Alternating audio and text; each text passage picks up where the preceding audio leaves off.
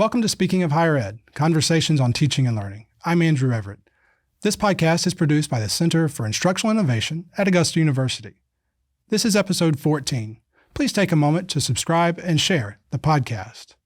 On this episode, my colleague Jeff Mastromonico discusses the Carnegie Community Engagement Classification with Tina Baggott.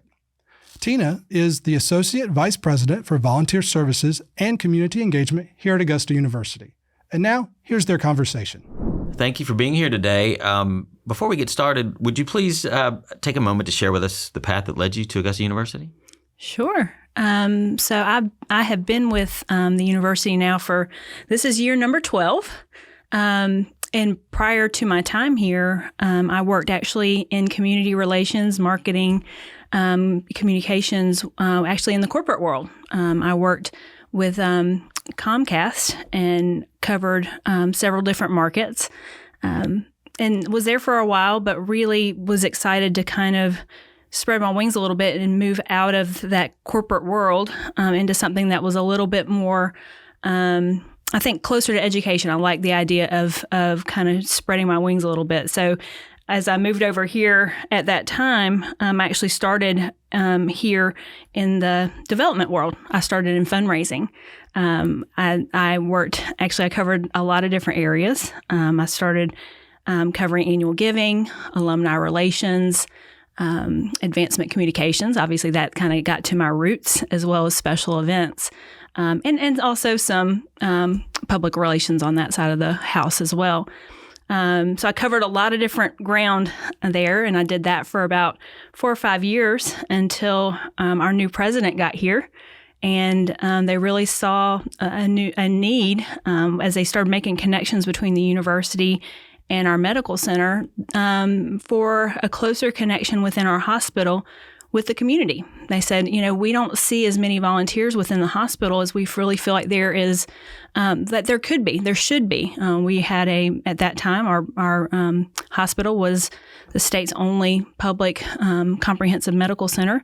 And there really should be a very public presence of community volunteers there. So that's kind of how we started this work. So we built up a community presence there, built up a volunteer program within the hospital. And as we started in that work, we said, we really probably need to do the same work within the university as well. So we built the bridge, and that was really what our president charged us with. We want you to build a stronger bridge between university and hospital and between both of those within the community. So we said, okay, let's now understand how other universities are doing this. How do we get stronger in the way that we partner with community?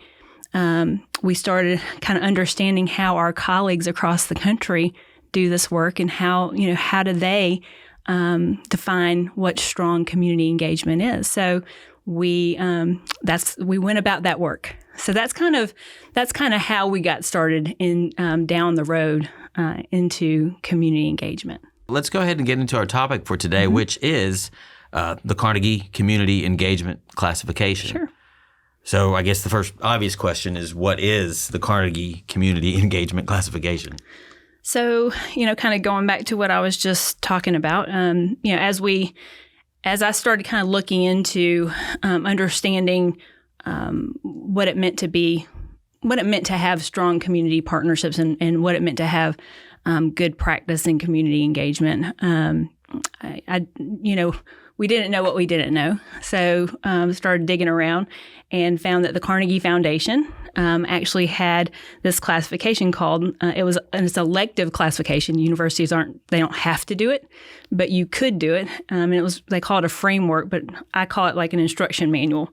And it was this list of questions, and it just goes through all these different areas of an institution, asking you, different areas of, are you doing these things that relate to community partnership, whether and it relates to things like your teaching practices, volunteer service, the way that you market, the way it goes on into your strategic planning. Every aspect of an institution But it is an elective classification that really looks at, measures, and assesses the way that you partner with and collaborate with community. And really, I guess the way I understand it and the way that I look at it is it really is a national playbook that helps us all give a level playing field across the country for every university to say, hey, if we are all playing by the same book of rules, this is what the standard is for strong community practice. So maybe expand a little bit on why this classification is important, especially with higher education. Sure.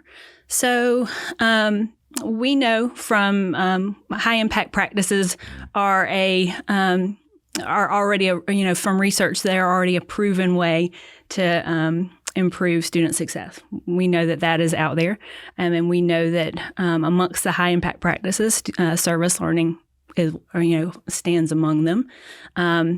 So obviously, service learning isn't the only community engaged practice, but it is one of them.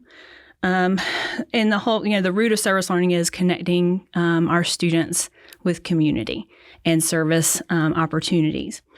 The root of community is how do we connect our students with these experiences in the community that are going to enrich both the student experience as well as our community? How are we going to address these community issues?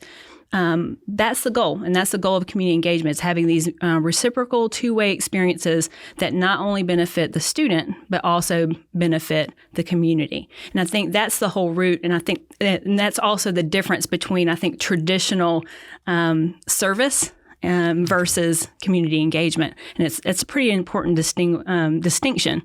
And a lot of people get that confused, and I think that's important for people to remember as we go into this the next era, because a lot of people don't necessarily understand that difference, is making sure that the value is shared on both sides. So then what would you say then is the difference between that community engagement and community service? Sure. It's exactly that.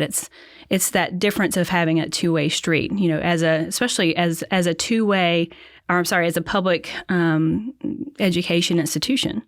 Obviously, it's our responsibility to make sure our students get value from every experience, but it's also our responsibility to make sure that our community, who helps make sure that we have the resources that we need as an institution, that they also get value from our experiences.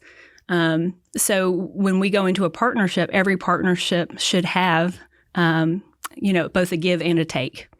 So that is really the principle of community engagement, that there is reciprocity and mutual benefit, that you have shared goals, that there are two equal seats at the table, and that you go into the collaboration as two equal partners, and with equal shared understanding of what each side wants to get out of it.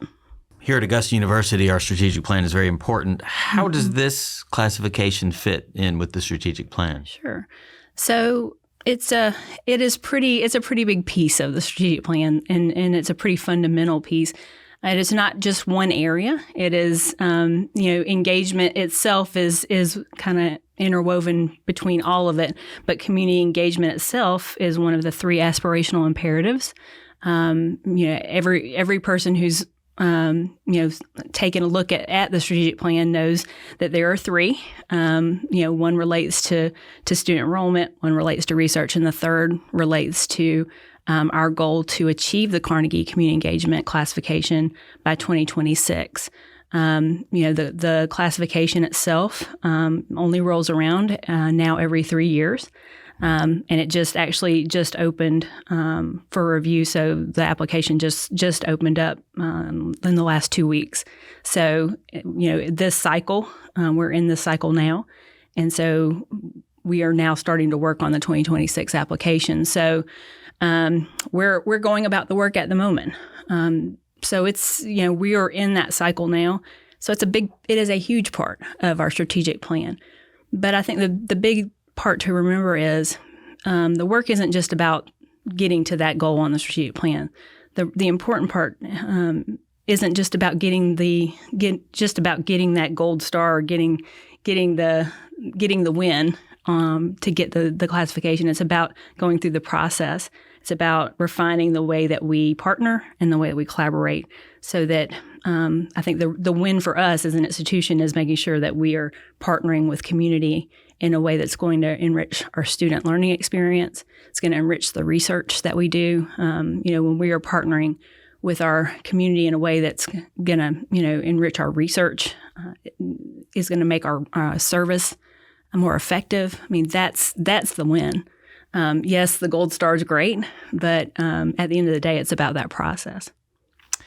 Well, that kind of leads me to my next question. When you talked about student learning, what are some of the benefits that the students are going to get from community engagement? Sure. So I think community engagement can seem somewhat abstract, as far as a concept. So I think it's important to talk about some specific examples of what that actually means in regard to a student. So, think about a student internship.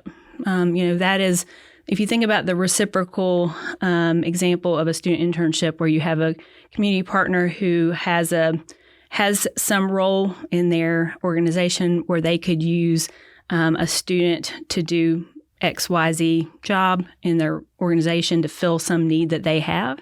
The student comes in, the student is getting this real world experience. They are solving some issue for the community partner while they're also getting this real world experience solving, meeting this need that is met by the that is needed by the organization. That is that mutual benefit. Both sides are getting benefit from that experience. That's the benefit. The student is then more competitive in the job market for having that real world experience, while the partner is having their need met by having that role filled. Internship is just one type of example, but that kind of gives you the idea of what we mean when we say that mutual benefit. Well, I know this has been a big campus-wide initiative incorporating, people from all over the campus. What role, though, do faculty play in this classification? Absolutely. So faculty play a huge role. Obviously, it only works. This whole concept only works if our faculty advocate for it and understand it and get behind it. You heard me mention earlier about service learning. Another way that students can really dig into this and really engage in with communities through things like service learning courses. When faculty design courses that engage community partners, and especially in experiential ways, that is a wonderful way to take students out of the classroom and take them into experiences that are, again, going to solve or address real-world issues, real-world societal issues in a way that's going to allow students to really have practical application of concepts that they've talked about, discussed in class, in a way that's going to actually, address something in a real world setting. So, that is a huge, huge thing that faculty can help with and address. And it's one of the ways that, from our team, that's one of the ways that we can assist. We are, and I know we'll probably talk about that in a minute, but, faculty are pivotal. They're key to this. Before we wrap up, we like to ask our continuing the conversation question. So what resources does Augusta University provide for faculty that can help facilitate community partnerships? Sure. So, we continue to grow, and some of this is work that we know will be ongoing because we know that this is an area as an institution that we definitely have some opportunity to continue to add resources for our faculty. One of the things that we just launched this semester were our ACE, our academic community engagement professional development workshops. Again, for professional development around community engaged teaching and learning. We just had one in January. We have one coming up on February 21st around connecting student success to community engagement. It's going to be strictly around designing community engaged courses. And I think the real work of that workshop is going to be designing a syllabus. But we'll be doing that. It's going to be a series. We'll continue to do those throughout. We'll do those probably through other semesters as well. But beyond those, we have membership in other professional organizations where that have like libraries for examples of connect us with other teaching resources, webinars, things like that. Our office, the Office of Volunteer Services and Community Engagement, we are a connection point. Our whole purpose is to help not just faculty, but anyone on our campus who is needing connection to a nonprofit organization, a partner, if they have an interest. We are, our job is to help make those connections, facilitate those connections. We are a phone call or email away. If you aren't sure who you need to call us. That's what we're there for. We can help facilitate that. Well, Tina, I just want to thank you for being on Speaking of Higher Ed podcast today. Absolutely. Thank you. And we're excited as we go down the road with Carnegie. This is going to be it's going to be a busy adventure, but we've got about the next, 15 months to get this done. And we just appreciate the support of the campus in engaging in this work. Thank you. Thank you. The conversation continues at our Facebook page at facebook.com/AUGCII. We hope you will contribute your thoughts on today's topic and other episodes. You can find more on our show page at augusta.edu/innovation. Please take a moment to rate, review, subscribe, and share this podcast. New episodes are available on the third Wednesday of each month in spring and fall semesters. Speaking of Higher Ed is produced by the Center for Instructional Innovation at Augusta University.